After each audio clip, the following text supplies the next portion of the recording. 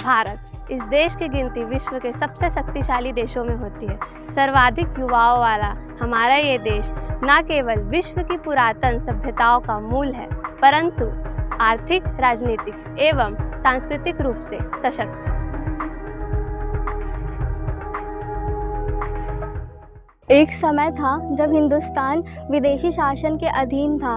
राष्ट्रभक्ति और साहस से ओत-प्रोत हमारे देश के स्वतंत्रता सेनानियों ने देश की आज़ादी के लिए अनेक लड़ाइयाँ लड़ी और सर्वोच्च बलिदान के लिए सदैव तत्पर रहे। देश के सपूतों के निडर एवं अथक प्रयासों ने आज तक देश को प्रगतिशील मार्ग पर अग्रसर रखा है। इसमें की सरफरोशी की तमन्ना जैसे स्वर्णिम पंक्तियों से लेकर पंडित नेहरू जी ये ऊर्जापूर्ण भाषा और उसमें वाग्मिता ने हमेशा से भारत और उसके आंदोलनों को रूप दिया है। और आंदोलन शुरू होता है विचारों से, परंतु भाषा के माध्यम से वो क्रांति बन जाता है।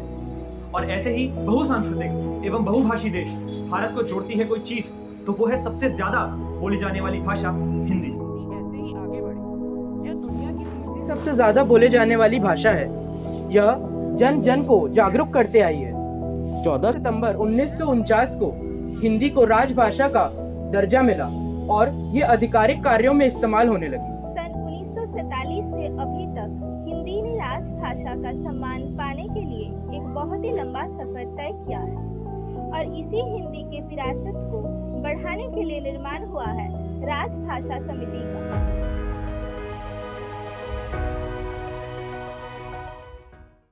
राजभाषा समिति अपने आप में एक ऐसी संस्था है जो न केवल भाषा का संरक्षण करती है, बल्कि हमारे देश को विविधता और एकता के सूत्र में भी बांधती है। यह एक ऐसी समिति है जो विगत कई वर्षों में हिंदी को उसकी वास्तविक पहचान दिलाने तथा उसकी समृद्ध विरासत को आगे बढ़ाने के लिए कार्यरत है।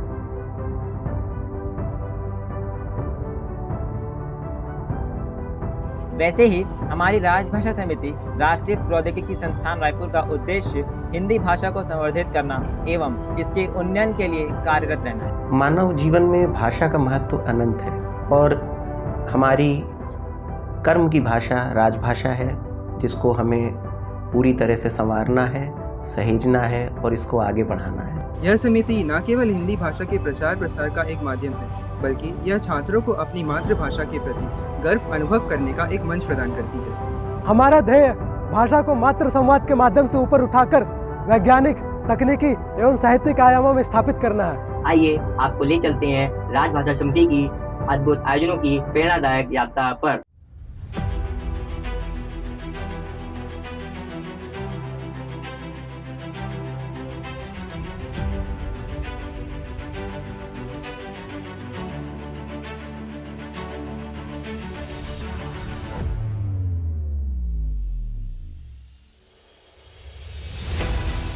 कहानियों की गहराई हो या कविताओं का जादू हो या रचनात्मक चित्रों की अभिव्यक्ति हो, यहाँ हर एक कला को जगह मिलती है।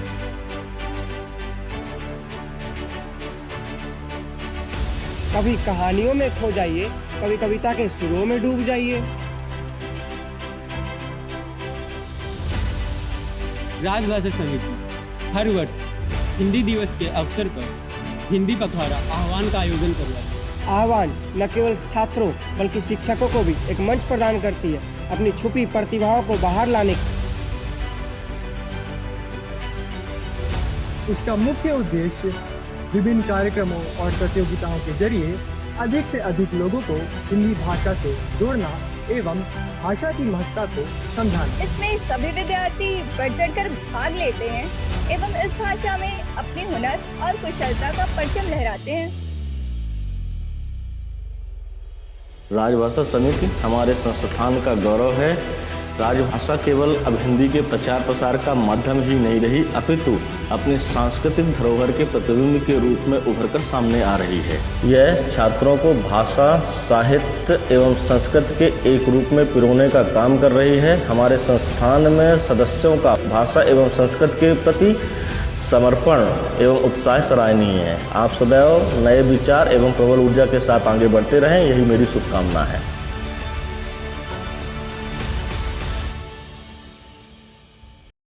शुभ मंगल सावधान, आवाज हो भारी प्रतिभा का उखान, नाटक का बस यह विधान, आंखें हो खुली और कान हो खड़े, नुक्कड़ देखने का यह प्रावधान। स्वागत है आपका जन जन की भाषा कहे जाने वाले प्रतिभा की मंच नुक्कड़ नाटक।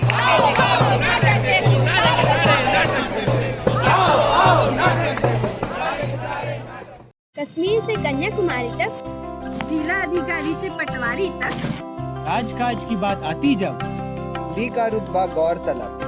और सज्जन जी जब पूछे अरे हिंदी भाषा में क्या रखा है, अंग्रेजी एकदम फैंटास्टिक। पश्चिम संस्कृति को कभी परखा है? परखा भी है, जाना भी है। भाषा से रचित भारत की गौरव गाथा को माना भी है। हिंदी सरल है और मधुर भी, सहज है और सगुण भी। यह अपनी शक्ति सर्जना के माथे की है चंदन रोली। माँ के आंचल की छाया में हमने जो सीखी यह बोली। अपनी बंधी हुई अंजूरी, ये अपने गंधे शब्द सुमन, या पूजन अपनी संस्कृति का, या अर्चन अपनी भाषा का, या गूंज हमारी माटी की, या साज हृदय के तारों का, या वंदन अपनी अस्मिता का, या गायन जय सत्कारों का। करते हैं तन मन से वंदन जनगण मन की अभिलाषा का, अभिनंदन अपनी संस्कृति का, आराधन अपनी भाषा का। प्राचीन काल से संस्कृत एवं प्राकृत भाषा से होते हुए खड़ी बोली यानी हमारी हिंदी भाषा भक्तिकालीन, रीतिकालीन एवं छायावाद से होते हुए आधुनिक काल में आपके सामने नए रूप में प्रस्तुत है। आपकी राजभाषा समिति अब आ रही है आपके YouTube चैनल पर, इंस्टाग्राम पर पहले से चल रही विरासत श्रृंखला एवं कविता श्रृंखला अब उपलब्ध होगी आपकी YouTube स्क्रीन पर। साथ ही नुक्कड़ नाटक की क्लिप्स, कार्यशालाओं की झलक तथा कार्यक्रमों की प्रस्तुतियां भी आने वाले समय में उपलब्ध होंगी यहाँ पर।